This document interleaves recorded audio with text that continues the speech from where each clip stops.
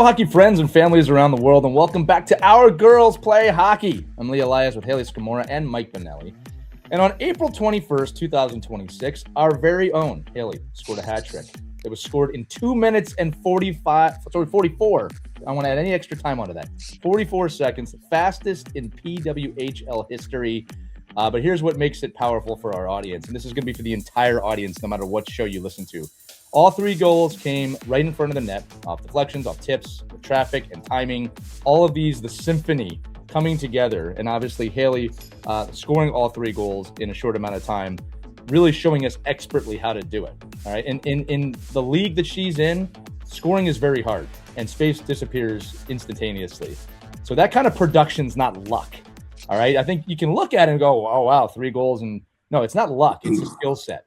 And we're going to celebrate the hat trick today, but we're also going to dive into that skill set and break it down because net front scoring is very teachable and youth players need to understand that. And we should probably call this episode How to Score More Goals in Front of the Net. All right. And I want to get to work on that. So, Hayley, let's just start with look, amazing job in front of the net. I mean, one of the coolest highlights I think I've ever seen. So I don't know if it's a congratulations situation, but wow. I mean, way to go. Yeah. I mean, it was crazy when it was happening. We're down 4-0. We pull our goalie with 8 minutes left in the game. And I'm net front. And the first one, I'm like, oh, okay, cool. Then the second one, pretty much the same thing. Third one, pretty much the same thing. I couldn't even believe it. I wished we had pulled it off, the win, It's a little sad that we still lost. But it was definitely really incredible. That has never happened to me before in that kind of a way. So that was a new experience for sure. But it was a lot of fun. My teammates were all really happy for me. So it was nice. You'll have to settle for the loss, but you also have to settle for being first place in the league after all. Yes, exactly. It was a tall order. But look, like you said, it's not even just amazing. It's just that doesn't happen, right? Mm-hmm. But the way it happened, and we joked about this before the episode too, that when you watch the highlights, and we'll link the highlights to this just in the show description. So if you guys didn't see it, you can kind of watch it. But some of these goals were so similar that if you watch the two clips, you actually have to kind of wait a second to realize they're different clips because the plays originate the same way. So we're going to break them down today. But more importantly, we want to talk about this mindset about playing in traffic because in a world, and we talk about this all the time on the show, that the Michigans and the flashy plays, and they're really fun to practice. And we always say, kids, have to practice your heart out. All right, we love that you love that. But there are skill sets in the game that are really, really important, right? You scored 3 goals, all in front of the net, all deflections. So let's just talk to all the young players, right? What's kind of the mindset? Because I think we'll start there and build. Required to consistently play in those dirty areas because it's not a glamorous area. It's uncomfortable. Mm-hmm. It's physical. You're going to get hit. You're going to get cross-checked. What's the difference of someone who wants to live there, Hayley? That's a great question because, it's funny. Growing up, that's always where I was put, in college, juniors. And people, if, other people would get upset when they were put there because they felt like they were out of the play. And for me, I'm I think it's so much fun. I just get to, wait for an opportunity for the puck to come, or I'm screening the goalie for the puck to go in, or I get the rebound myself and I get to just wait and watch my teammates all do amazing things out there. So I never really understood why people didn't like the net front. I mean, you are getting hit a lot. There are defenders probably cross-checking you and making you a little uncomfortable, but especially in an odd man situation, sometimes you are left alone, which is what ended up happening on our 6-on-5 and sometimes on our 5-on-4 as well, where they can't cover everyone and someone's going to be left alone. And then you have to be ready with your stick to deflect something because the goalies are really good. And, they're ready for straight shots. But as soon as you redirect it, and when you're that close to the goalie as well, it's pretty hard for them to react quick enough to adjust.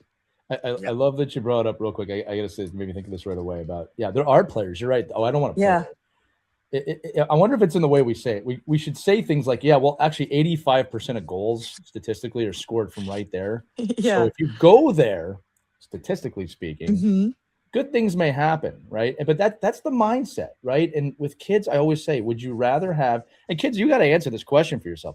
Would you rather have a flashy goal 1 out of every 10 chances, or would you really like to be in a scoring position 85% of the time? Right? One of those two answers gives you longevity in the game. potentially making an Olympic team and a pro roster. Kind of have some proof of that here. Mhm. All right. And the other one, yeah, might get you a highlight, and that's it. All right. But as a coach, you give me that player that wants to be in front of the net. All right. Mhm. So great answer on that, Haley. Mike, go ahead. We'll get you in the episode. I'm talking too much now. See? No, it's okay. I mean, listen, I think that mindset, talking about like the fact that it's not glamorous, it's uncomfortable. It's basically, really physical. When you think about youth hockey coaches and how they determine, sometimes it's like net front and it's almost like the right fielder in baseball, right? Like, oh, put the kid in the right field, that really is not a skilled player and, doesn't have the ability to do all these other things. But the fact of the matter is, it is the player that knows, like, that bumper position. When you're the athlete, you get to determine, you have so much more control about how deep you want to be, how shallow you want to be, how you want to help support high to low play. Like, it really takes a cerebral, dedicated, disciplined person to play in that role, rather than just like planting themselves at the top of the blue paint with their butt in the goalie's face saying, okay, go ahead, try to get it around me. I mean, so I think we're talking about two different things. And I think in Hayley's position, it was the latter. It was the skill-based, cerebral IQ ability to know where I need to be depth-wise to draw somebody to me, or then to allow me to be in a position where somebody didn't want to come to me. And I think that shows. And again, I would definitely, like, I hope that everybody listening goes to the clips and watches the space. And Hayley didn't just go to the front of that and plant her heels on the goal line, and so so there's a lot of discipline that goes into play there, and it takes a lot of understanding about where pucks go and how fast they get there, to play that position. So, Mike, to that point, we're going to kind of reverse engineer these goals a bit, and the reason I want to do that is because I think we're going to find the skill sets, they apply no matter what, whether you're scoring 3 in 2 minutes and 44 seconds or 1 a game. It doesn't really matter. I also want to say this too, Hayley, that it's a little interesting kind of that we're talking to you and that you're on the show, because we have been saying, especially in our Day in the Life series, kind of for the entire season, about your poise and your timing and how you arrive at the right time. So I'm not saying like, hey, we predicted this. That's not where I'm going. I'm saying that, like, hey, the recipe was there. Like, we've been saying this for a long time. This is your game, right? So the first thing I want to do, and again, for the audience, we're going to reverse engineer it literally from the goal out, because I think that's a little more exciting from a listener standpoint.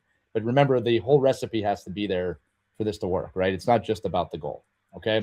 So, Hayley, let's talk about the tip and turn kind of mentality here. Now, this is something I always teach my players, okay?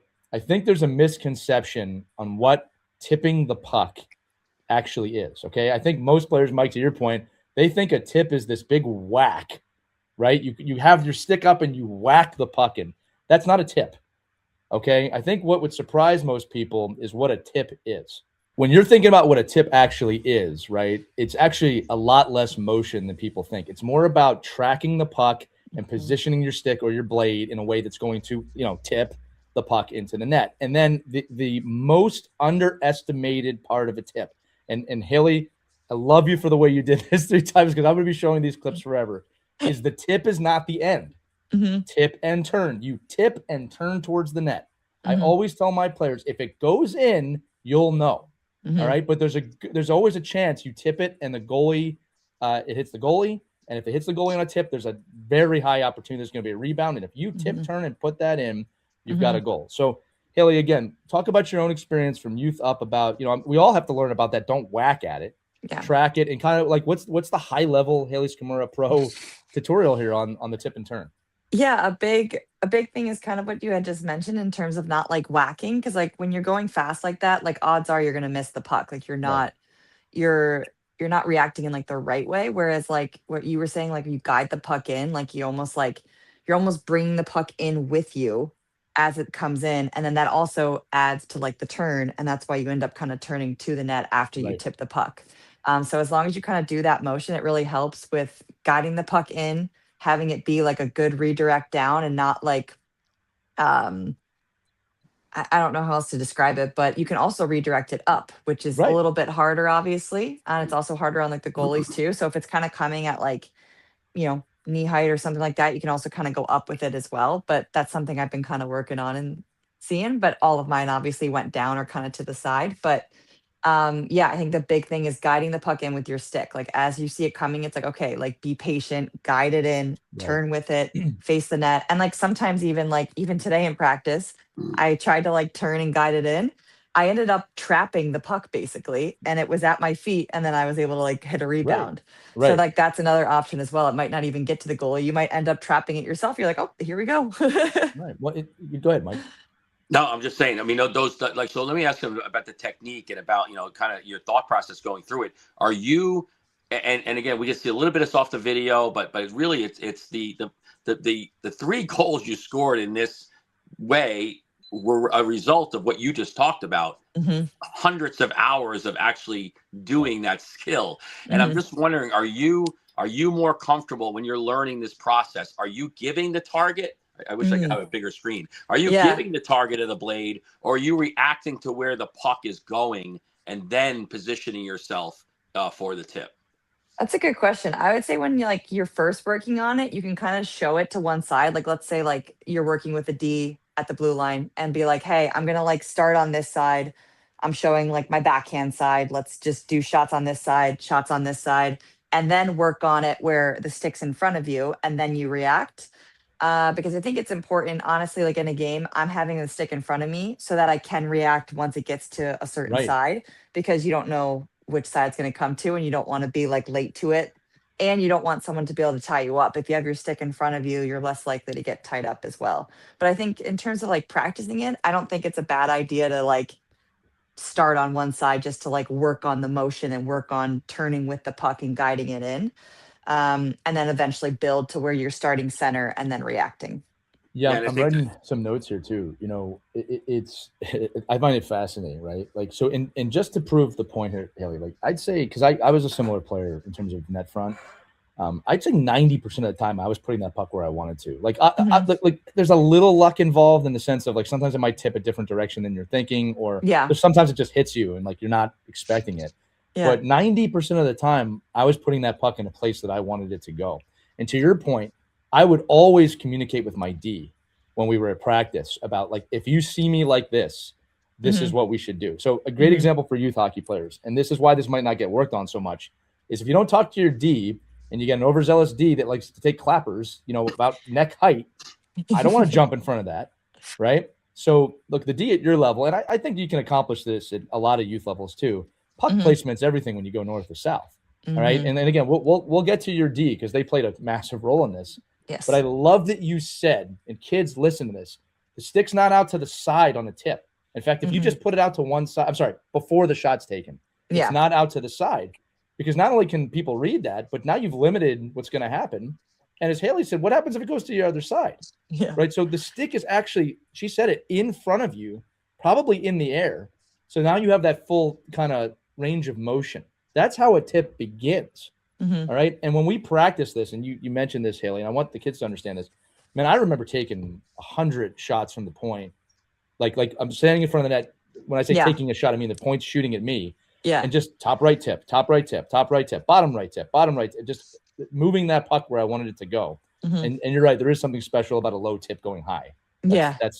By the way, if you want to see another great tip, go watch the gold medal game. About 3 minutes Yes. left. Haley and I did that exact play that we're talking about right now. But your body positioning, I just want to establish this for the kids, right? It's, feet forward facing the puck, stick Mhm. in front of you.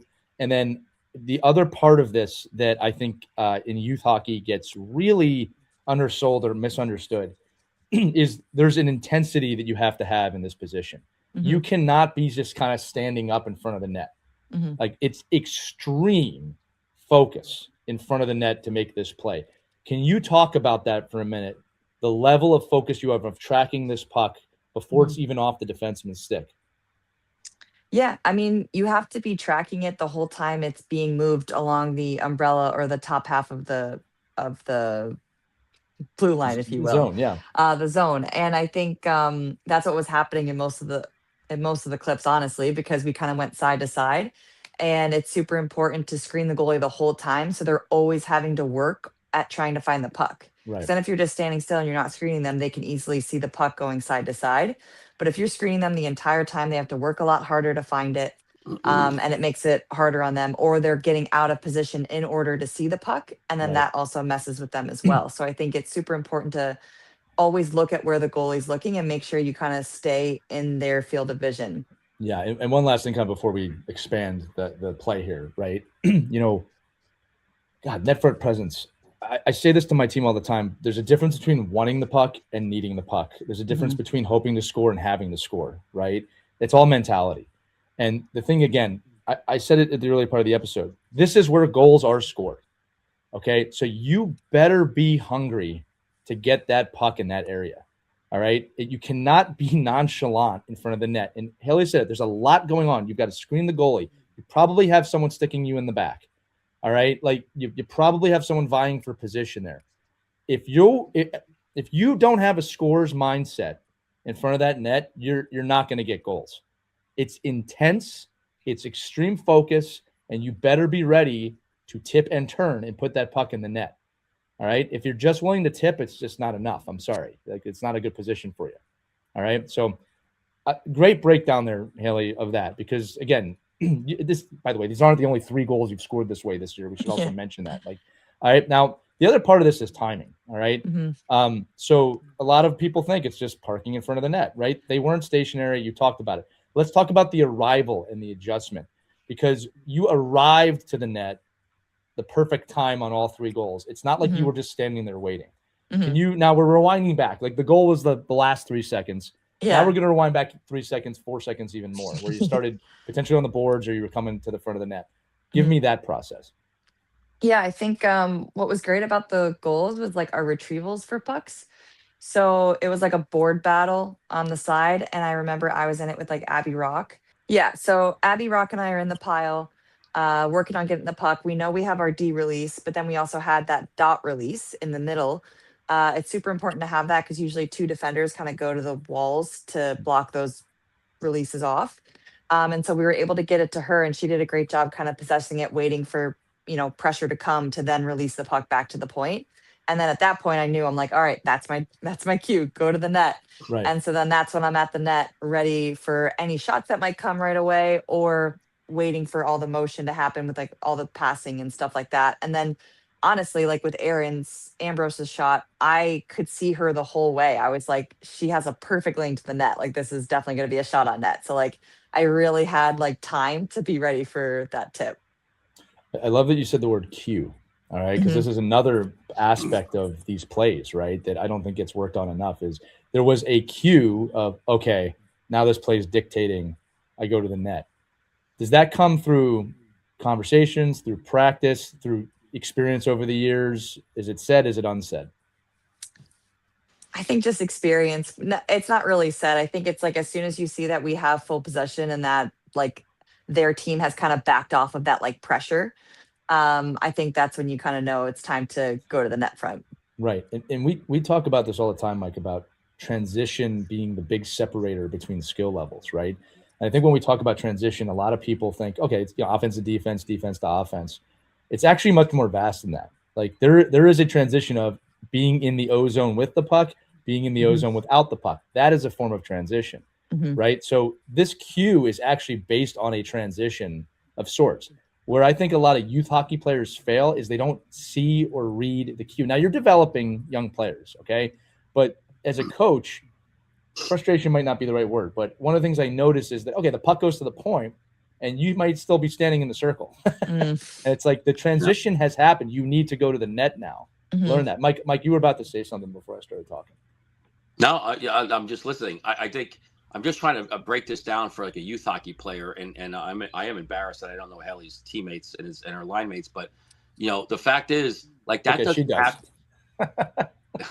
That doesn't happen with like what you're talking about the cues, right? Is that easier for you because your job is to be in front of the net? Because I don't think that's a natural, like if 2 players are, as you're saying, in the pile and they're fighting and there's a release to the net, it's not instinctive that there's such a finite time between making that decision. Am I getting net front?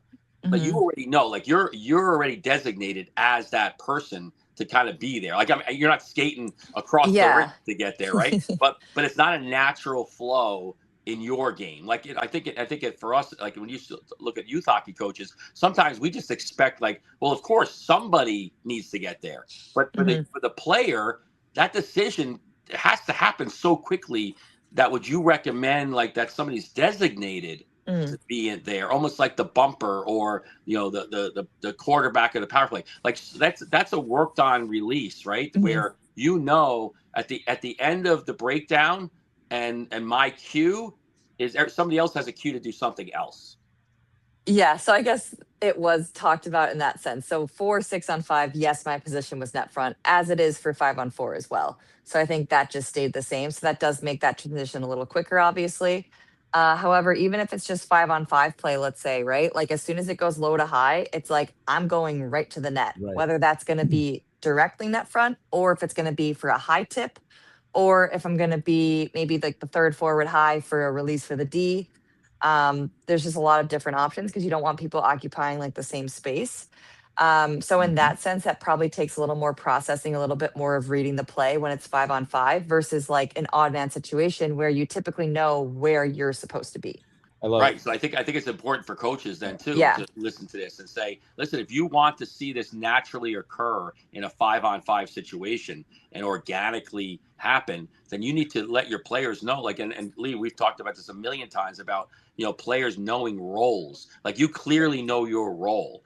And I think a lot of players, going back to the initial question, like, why don't people get in front of the net? Well, some of it's because they just don't know they should be there. Like, and they're like, well, I don't know, I would have went there, but I didn't even realize that in the flow of the game, I should have been the person to, take that space. So I think it does help when you define a player taking that space, that it definitely helps the player be more comfortable and understand what being in that space means. Mike, I love that you brought up the flow of the game because that's where I was going to go with this. And again, that's something that's built over time. You feel the game, you feel certain things. So the most common lack of feel that I see in youth hockey, and again, it's because you're developing, is when a player comes in the offensive zone, cuts left to right, and they just don't take the shot at the right moment.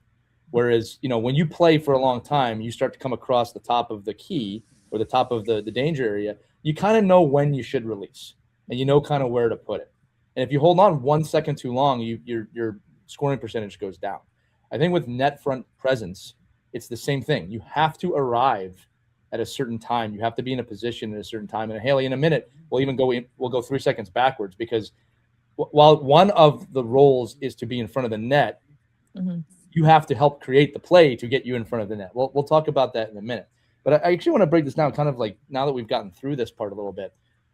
It's a weird question. What percentage do you think is timing versus positioning, right? Is it 50-50? Is it more timing? You know what I'm asking? Yeah. You could just say get in front of the net and then the kid might just go there, right? It's not all that.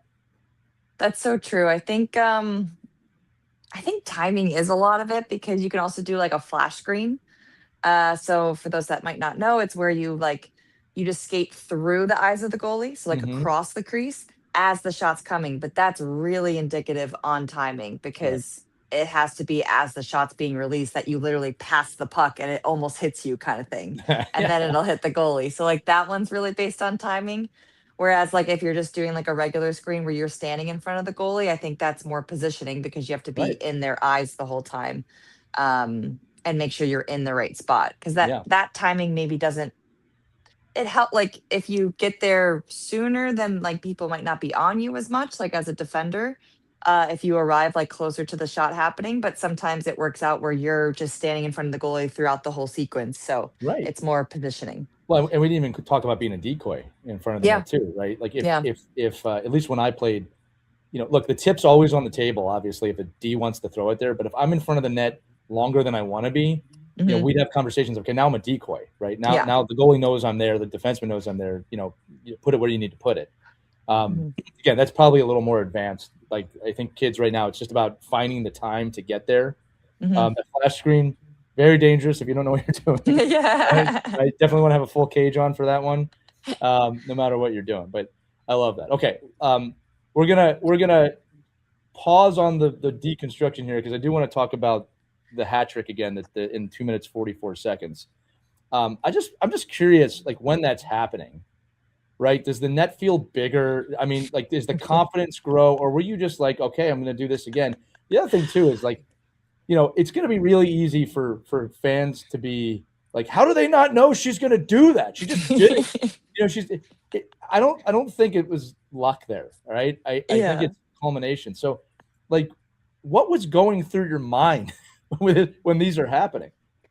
I mean, the first one just felt so easy. Like, Yeah. I literally, like I said, I saw Erin at the top. She had so much time. I saw the clear lane. I'm like, she's definitely going to shoot this to my backhand side. Like, and I knew she was going to shoot it perfectly where I could deflect it to go back to the net. Right. Like, that one just felt so easy. Whereas, like, the second one was actually a shot by our forward, Lena Youngblom.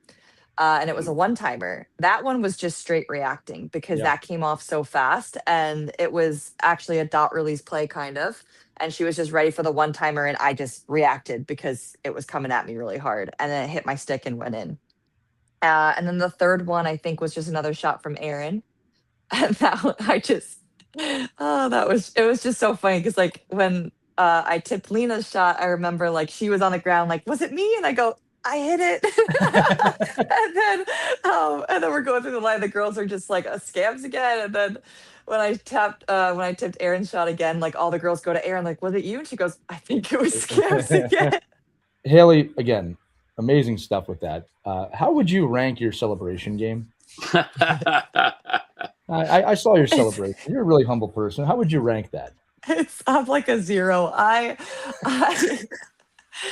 could never like go down on a knee or like jump into the, I mean, maybe we'll see in playoffs, right? Maybe things will change, but like, especially with like our fans in Montreal, like maybe I'll jump into the boards, but I don't even know. I just arms up, I just like, like it's exciting, but it's like, I'm so excited to celebrate with my teammates and stuff. I'm ready for the hugs and look like you've been there before, right? Yeah, I score 3 goals. I score 3 goals every time.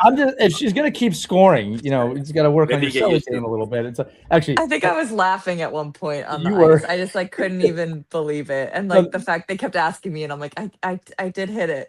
Yeah. On the third one, there was a little, as you'd expect, like, wow, okay, this is happening, right? Yeah. I will say this about you, because I know you pretty well at this point, is that, so your celebration, this says a lot about you. Your celebration is this big smile. Yeah. Right. And I say to people like, well, yeah, of course you'd smile at the goal. You got to see her face before the puck goes in the net.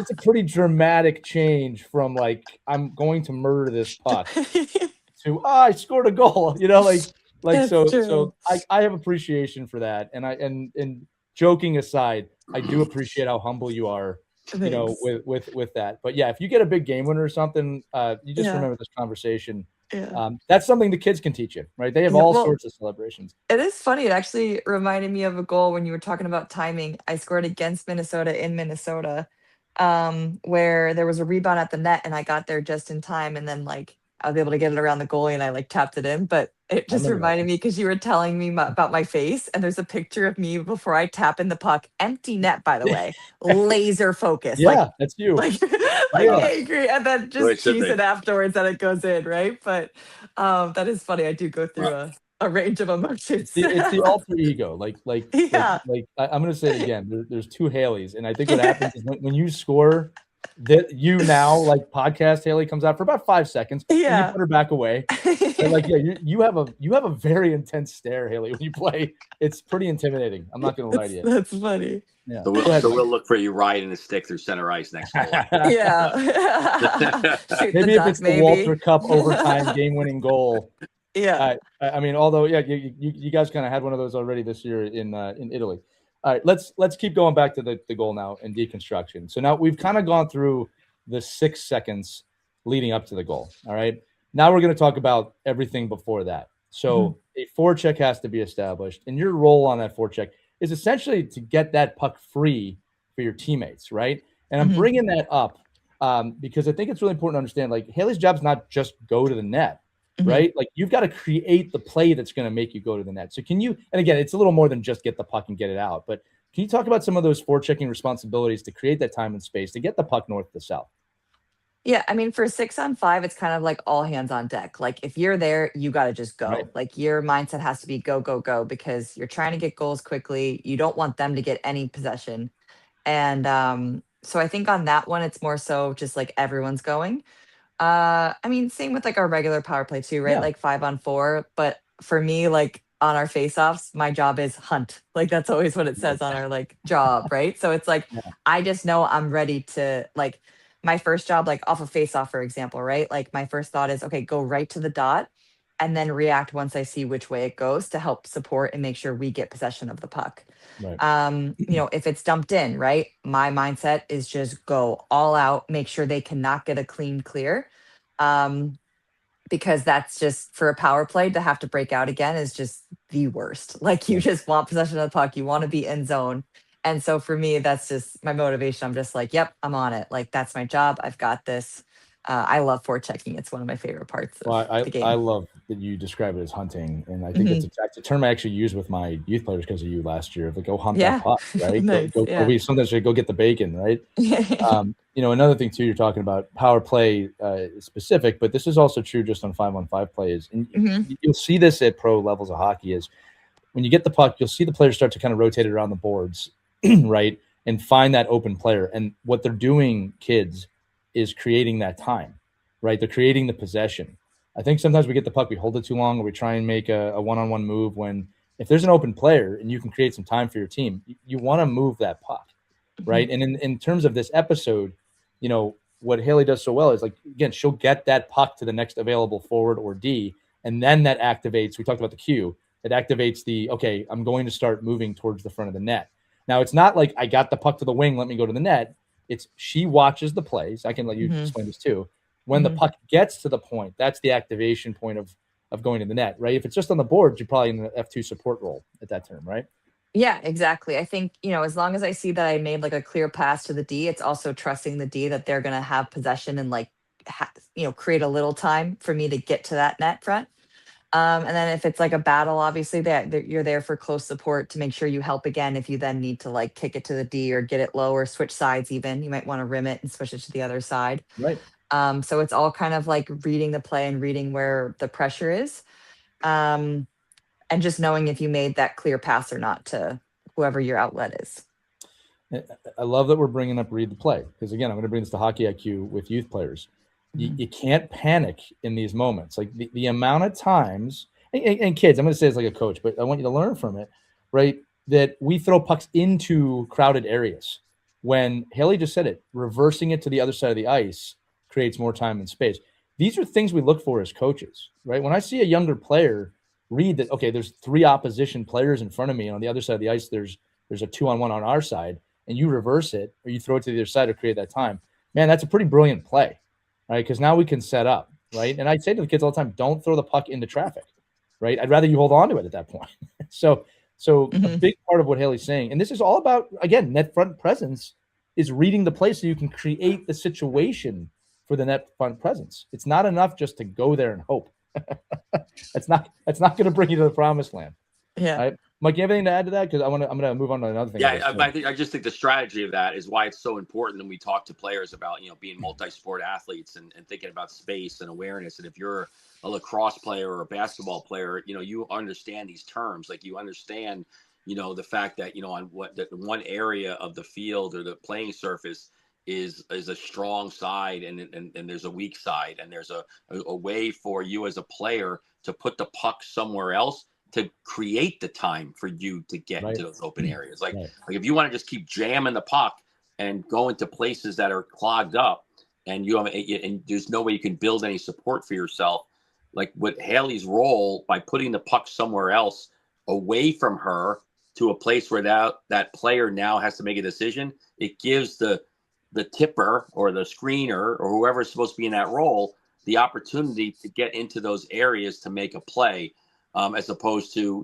everybody's jammed up, the puck goes the other way, the play's a broken play. So I think strategically, when you watch Haley and you watch really good forecheckers, they're going into an area to then put the puck somewhere else where then they can create open space. I think too many athletes think, oh, when I get the puck, I'm the goal scorer.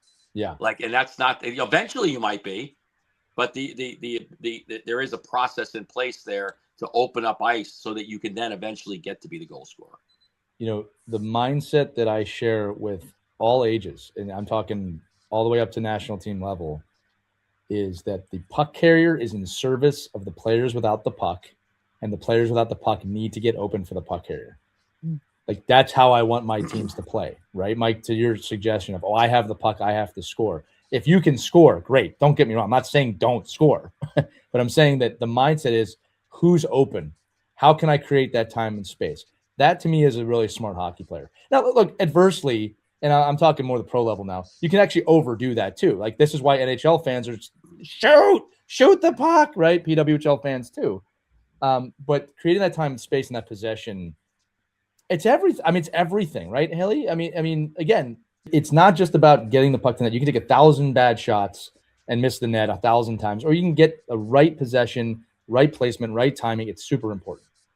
Yeah, I think that's where it comes, like reading off of your players and also knowing like their tendencies too. Yeah.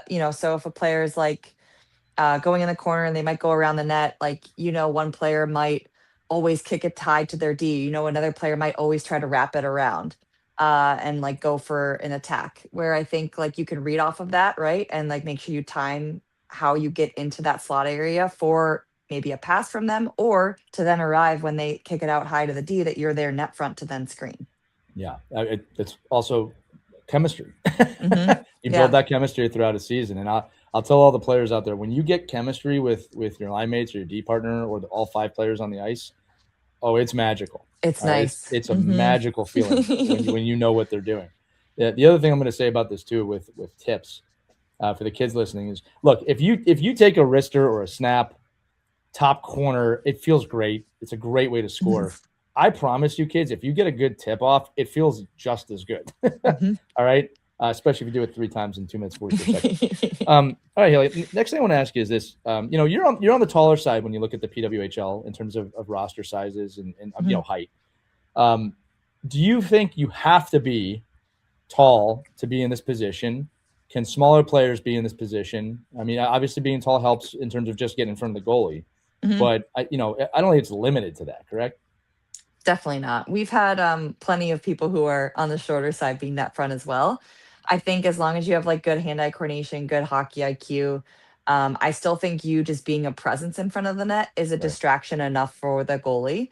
And if you bring a defender with you to cover you, they're also probably going to be screening the goalie as well. So I don't think it's not limited to just the tall people, but it definitely helps. The tall people. No, I agree with you. I think too that there's advantages to both, right? It's kind of just understanding that obviously having height allows you to take up more area and screen more. But if you're on the shorter side, from a coaching standpoint, from a player standpoint, you get a lower center of gravity. You'll get to Hmm. that puck a lot faster. Hmm. There's a lot of things you can do there. So I brought this up just so players know, like, you don't have to be a giant to do this, right? Yeah. Anybody can play in front of the net. If that's the type of game you want to play. All Hmm. right. And I always say you should try and find that. Go ahead, Mike. Yeah, I think the profile isn't more size; it's all the other intangibles, right, that you bring to the table there. Like, what is your agility like? What kind of hand-eye coordination do you have?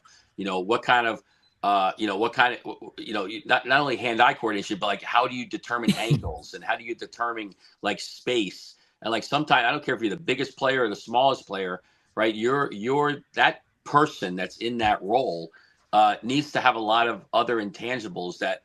Along with, like we said earlier, the toughness and the ability to, kind of battle, but also to know when not to be there, right? Know when to, okay, I'm not helping here. I'm not supporting my teammates here, but I have the skill to be able to go in. I'm a high skilled player. I can do what I need to do here. But then going back to my role, I need to know what I need to do. But what is it that allows, like, what do you think allows you, like, is it anticipation? Is it toughness? Is it just your balance? Like, allows you to know, okay, boom, I got pressure in this area. Like, how do I then release myself that now I can actually, make an indirect or a tip?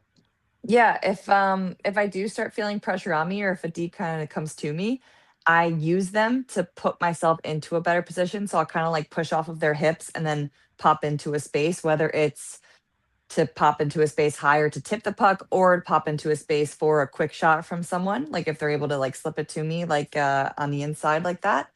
So there's different ways you can kind of use the defender to put yourself in a better position and catch them off balance as well. Yeah, some coaches like would love, right? That some players like you probably love that. Oh yeah, if I take that defender and I can now handle that defender and kind of influence where I want them to go. Mm-hmm. First of all, I'm taking somebody out of the play, so now it's a 4-on-4, not a 5-on-5, right? And I'm actually using that player as an addition to my skill set. Like I'm using that player to maybe help me set. Like so, depending on where you decide to stand. Because we all see it, right? What at the youth level, what's every defender doing? They're just there, hitting you from behind, cross-checking in front, and they're just like a lot of times the defender loses sight of the rest of the hockey play because they're focused on you, and you're like, okay, well, yeah, focus on me, but I can also then use you to put myself in a better situation. So, can you just talk about a little bit about more like how did you learn that? And then what are like some tips and tricks you would give to a player that's in that position that does always have somebody draped all over you and is pressuring you all the time? I mean, I think if you are drawing that much attention, you're also helping create more space for your teammates to then do what they need to do to get pucks to the net. So I would also encourage that player to know that like you're doing your job, because sometimes it also attracts a second person. Like I've watched clips back where two people come to me because I'm net front, because like that's the danger zone, right? They're so worried about that zone that it draws You're more the danger. attention. Yeah, You're the yeah, danger. right. Like, so I think even just being there and causing that much chaos in front of the net is also good. I think that also distracts the goalie as well. I think any kind of movement in front of the net like that is drawing attention away from where they need to focus, which is on the puck. And then, I mean, like I said, just using them to get yourself into a better position. You can hit them too. Don't feel like like obviously within the rules, but like you can push off of them and like create your own space as well. And so don't feel like you have to just be the punching bag the whole time. Yeah.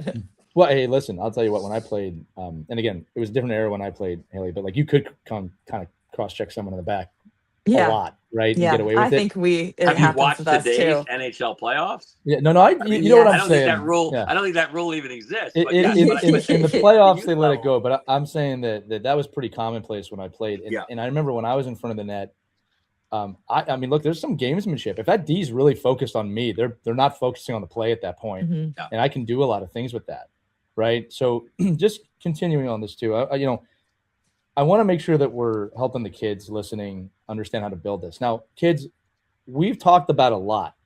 There is a massive recipe for getting good at this. All right. And it's not just go to the net.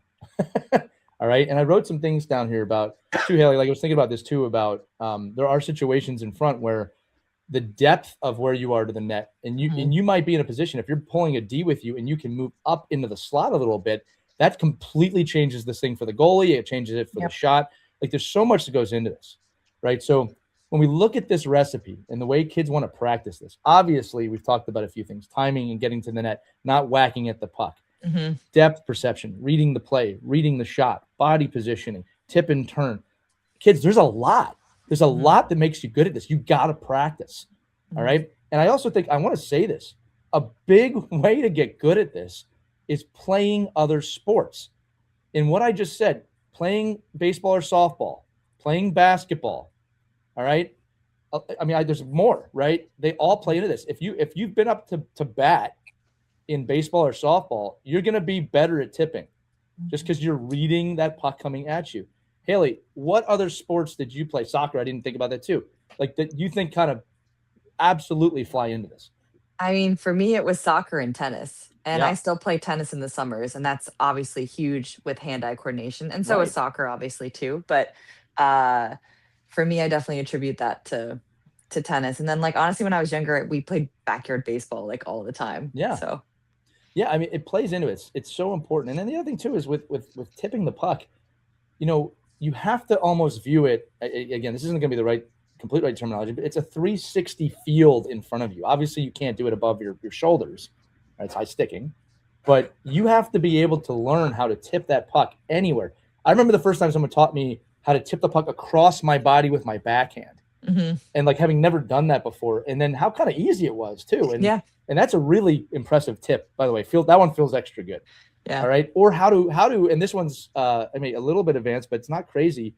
How to kind of tip, and I say pull, where you can tip it kind of behind your back on your forehand That really throws goalies off too. But you've got to practice this.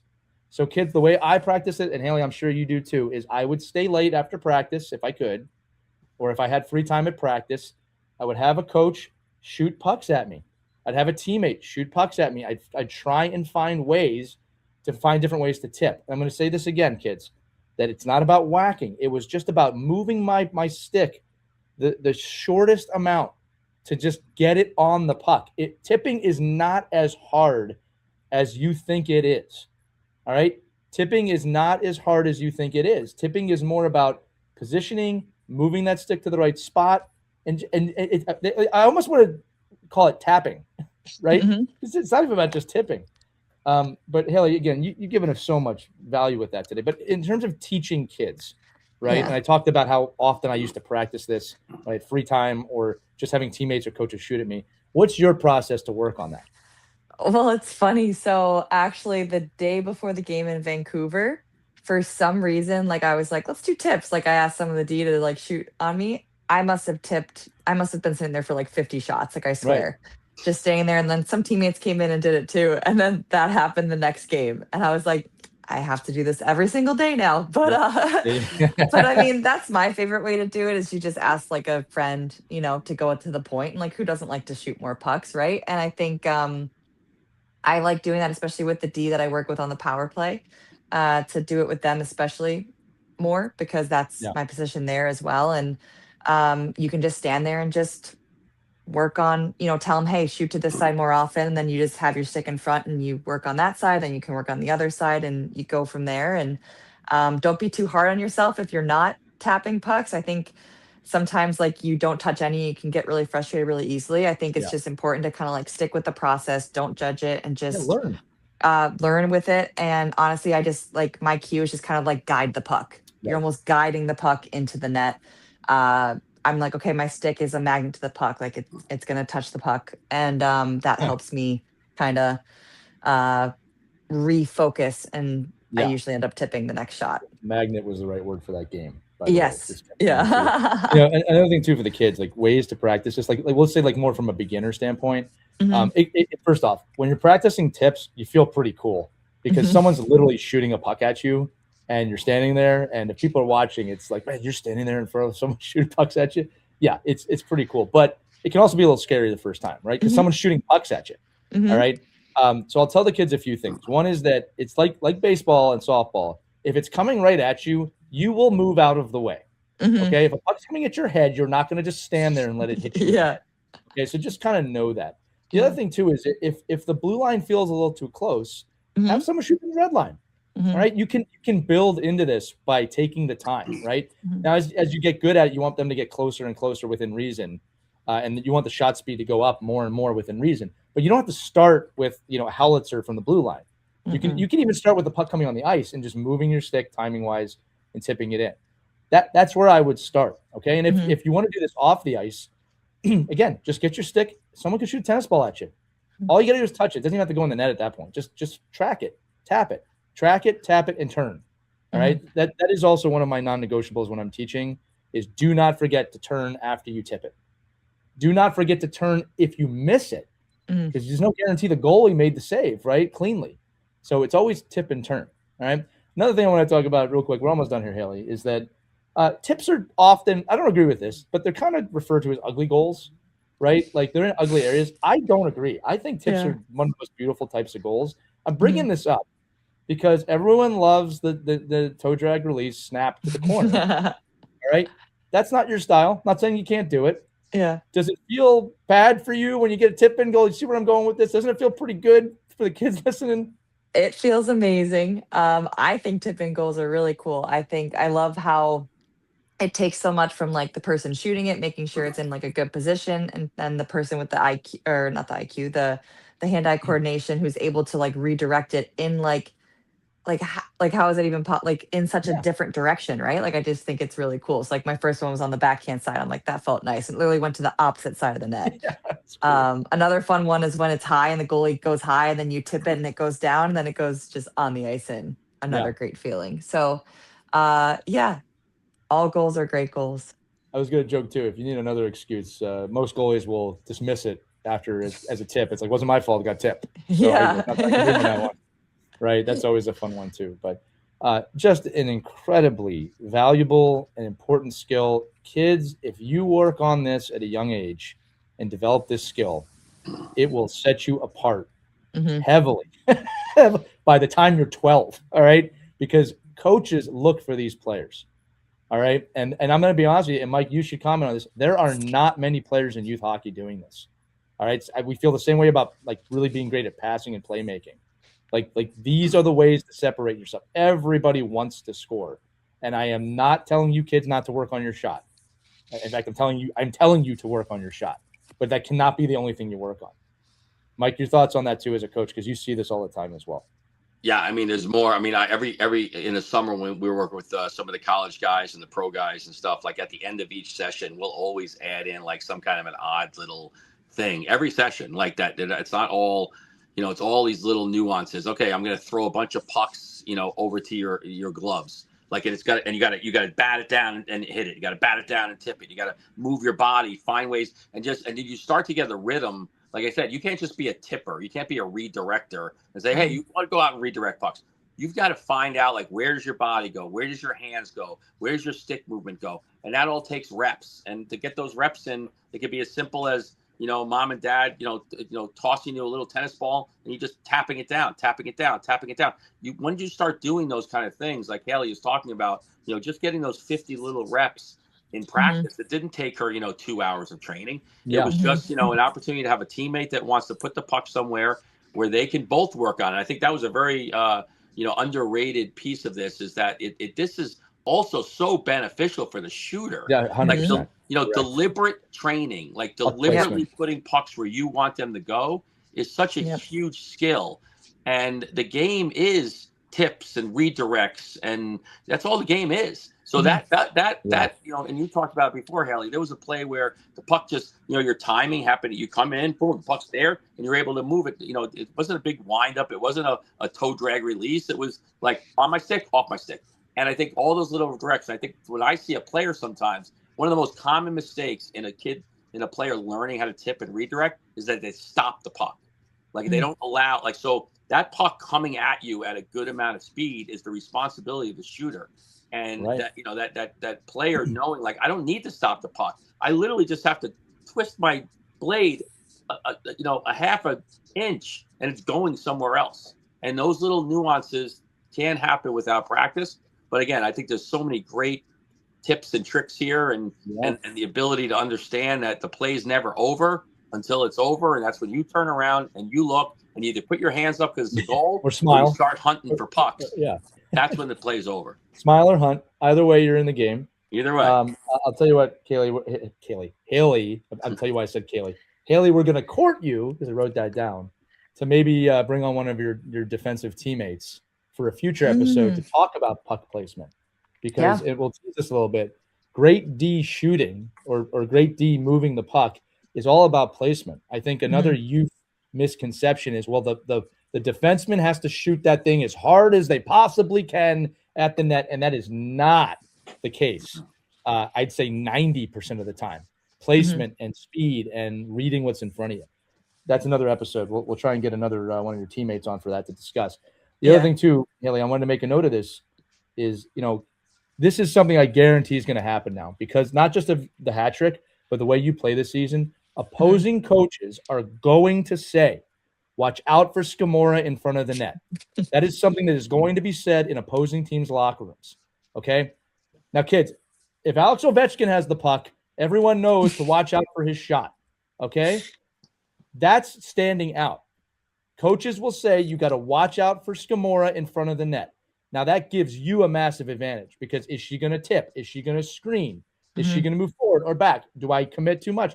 Now you're creating chaos just by being there, because you've established yourself as that type of player. Kids, that's what you want to develop. That's what you want. Do you have to set this? Do you have to post this after the playoffs then now? No, it doesn't matter if I say it. They're going to do it anyway, no matter what. It's really still going to score. That's their problem, not our problem. I'm not giving them any coach She has to figure out a way to get out of it. I'm gonna, if the teams you're playing aren't saying that, then I don't know why they're coaching in that level. Right? I'm a podcast host. All right. Hayley, just a tremendous episode. I mean that. I think the kids learned a lot today. Coaches probably learned a lot today about the importance of this. Do you have any just final thoughts on the topic, right? Net front presence for the group. I just wanted to reiterate how important the net front role is. I think sometimes players think they're just being thrown there because their coaches don't want them like controlling the puck or anything like that. And like that is not the case. Like the net front role is so important. You are creating chaos in front of the net. You're going to lead to more scoring chances for your team, and you're more likely to score because you're in the scoring zone, like you're in the danger zone. So just be excited about it, like have fun with it, enjoy the opportunity. I'm a big fan of it. I love being net front. And so I just think it's such a great position to be in for yourself and for your team. Well, I love it. Y'all learned something here today with our elite guest, hat trick, Hayley Scamurra. Put that on a t-shirt. Hayley, thanks so much again for always sharing your expertise and helping us. And this has been a great discussion. So look, that's going to do it for this edition of Our Girls Play Hockey. If you have questions about this, if you like these type of episodes, let us know. Email us, team@ourkidsplayhockey.com. Or as always, there's a link in the description. You can text us. We can text you back. You can leave a voicemail if you want on there. We love hearing about what you want to talk about. And you've got access to a gold medalist pro player who's very humble about that, but I can say it. All right. You can ask her anything she wants. She's an open book with the hockey stuff, and we'll do that. But for hat trick, Hayley Scamurra, for Mike Benelli, I'm Lee Elias. We'll see you on the next Our Girls Play Hockey. Take care, everybody. We hope you enjoyed this edition of Our Kids Play Hockey. Make sure to like and subscribe right now if you found value wherever you're listening, whether it's a podcast network, a social media network, or our website, ourkidsplayhockey.com. Also, make sure to check out our children's book, When Hockey Stops, at whenhockeystops.com. It's a book that helps children deal with adversity in the game and in life. We're very proud of it. But thanks so much for listening to this edition of Our Kids Play Hockey, and we'll see you on the next episode.